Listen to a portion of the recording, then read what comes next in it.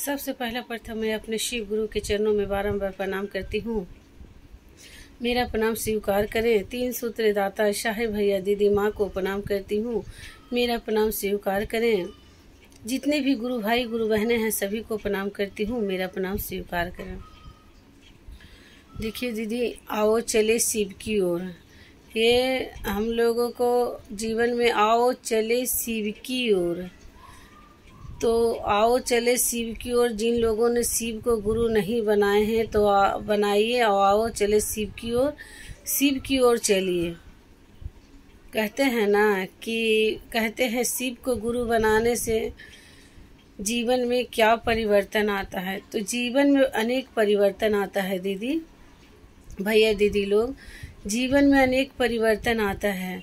और यदि तो कहते हैं ना कि जो जैसा कर्म करेगा फल वैसा ही पाएगा। जो कर्म में लिखा भाग्य विधाता ने जो लिख दिए हैं वो तो आपके जीवन में होकर ही रहेंगे, होकर ही रहेगा। लेकिन हम लोगों ने महादेव को गुरु बनाए हैं।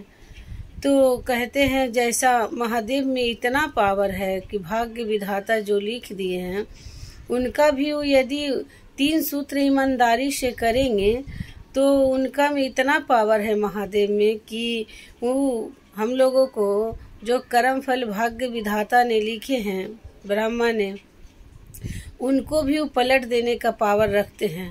गुरु कहते हैं गुरु जीवन में क्या करते हैं।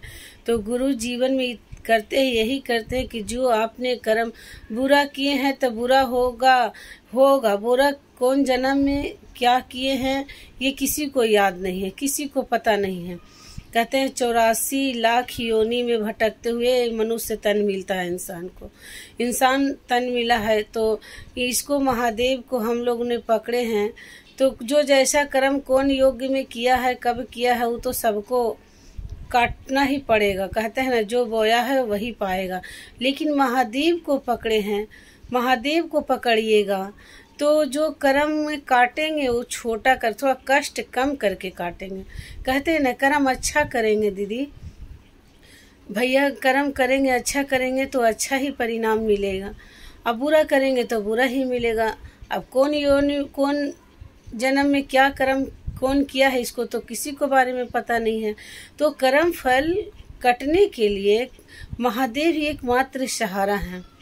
तो जो बाबा को दिन रात सब पूजा पाठ करते हैं तो बाबा तो सबका बाबा ही है। बाबा तो सब कुछ देने वाला, वो बैठे ही हैं सबको देने के लिए।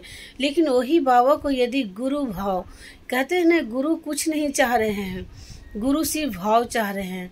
भगवान क्या चाहते हैं? भोग थोड़े भगवान खाते हैं, भगवान भाव चाहते हैं। उसी तरीका से गुरु कुछ नहीं खाते हैं, गुरु सिर्फ भाव में उनको दया मांगना है। भाव में ही उनको एक दूसरे को, यदि आपको भाव में ही उनको भाव में रखना है, मन में।